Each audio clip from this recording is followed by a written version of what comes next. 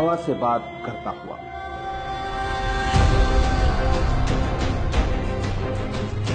रेत के सीने को चीरता हुआ, बिजली की रफ्तार से कुछ हिंदुस्तानी सपूतों का एक छोटा सा कारवां तारीख के पन्नों में अपनी जगह बनाने, आंखों में एक अजीम मकसद लिए अरब की जमीन करबला की तरफ रवां। हल मिन नासिरिन यंसुरना। नबी मोहम्मद साहब के नवासे इमाम हुसैन ने जब करबला में इंसानियत से यह सवाल किया, है कोई जो मेरी मदद को आए? इतिहास ने देखा कि इंसानियत से किए गए इस सवाल के जवाब में इमाम की मदद के लिए अपने घरों से जो हक परस्त निकले, वो रसूल का कलमा पढ़ने वाले मुसलमानों के साथ साथ कांधे पे जनेऊ डाले, माथे पे तिलक लगाए कुछ हिंदुस्तानी ब्राह्मण भी थे। ये वही वीर सपूत हैं जो मदद की शक्ल में हिंदू और मुसलमानों के बीच प्रेम की एक सुनहरी इबारत लिखने करबला जा रहे हैं।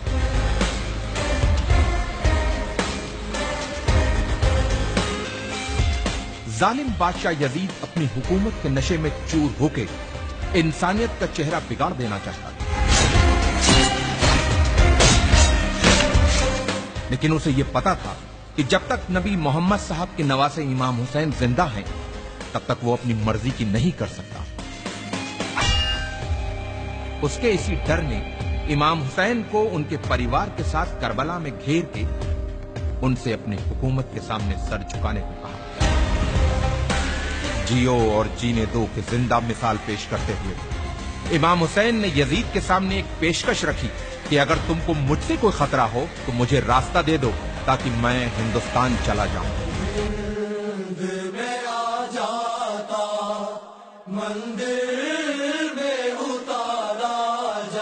इमाम को दरियाए फरात के किनारे घेर लिया गया, उनके बच्चों और औरतों पर पानी बंद कर दिया गया।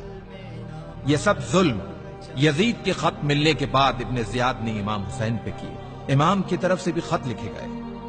कहते हैं कि लोग मुसीबत में अपनों को याद करते हैं या फिर मुसीबत में जो साथ दे वही अपना होता है। इमाम हुसैन ने अपने बचपन के दोस्त हबीब को खत लिखकर मदद को बुलाया और दूसरा खत करबला से दूर, बहुत दूर भारत के एक हिंदू राजा के नाम लिखा गया। इमाम हुसैन के बेटे अली इब्ने हुसैन ने अपने भाई भारत के राजा समुद्रगुप्त के नाम लिखा था यह खत। सुनने में अटपटा लगने वाले इस रिश्ते का इतिहास गवाह है। लगभग 1400 साल पहले की बात है। ईरान के बादशाह जो पारसी मजहब से थे, उनकी दो बेटियां थी, मेहरबानो और शहरबानो। मेहरबानो का विवाह भारत के राजा चंद्रगुप्त से हुआ और रानी का नाम मेहरबानो से बदलकर चंद्रलेखा रखा गया। और कुछ वर्षों बाद चंद्रलेखा की छोटी बहन शहरबानो की शादी इमाम हुसैन से हुई। चंद्रलेखा और चंद्रगुप्त के बेटे समुद्रगुप्त उस समय राजा थे जब उन्हें अपने मौसेरे भाई अली इब्ने हुसैन का पत्र मिला।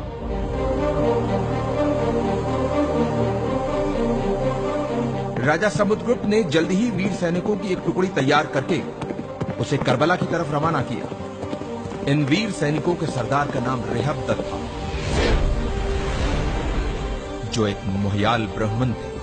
अफसोस, जब रेहबदत अपनी सेना के साथ करबला पहुंचे तो इमाम हुसैन को शहीद किया जा चुका था।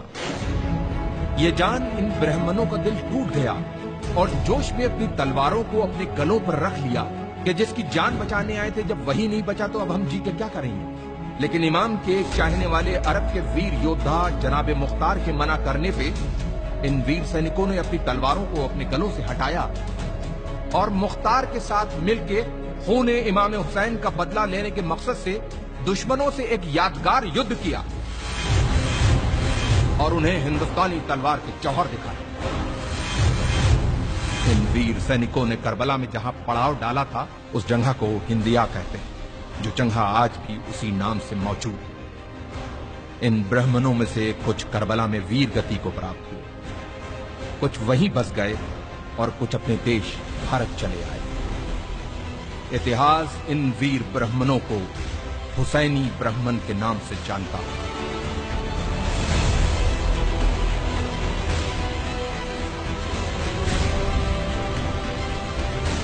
तारीख के पन्नों में दबी हिंदुस्तान और इराक की इस महान कहानी को हमारे लाखों सलाम।